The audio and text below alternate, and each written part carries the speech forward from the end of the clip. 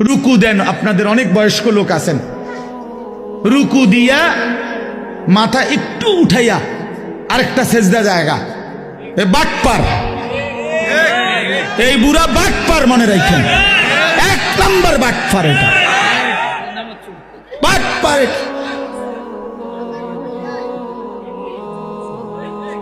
সোজা বাটপার, এটা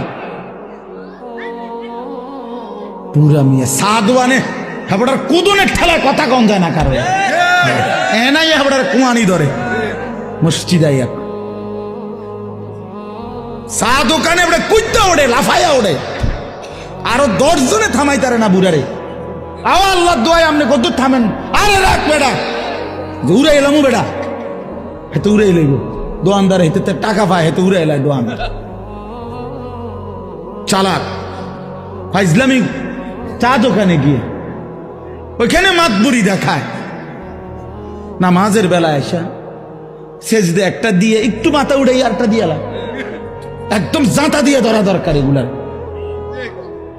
একদম সাপ দিয়ে, যে মাথায় আর উড়াইও না,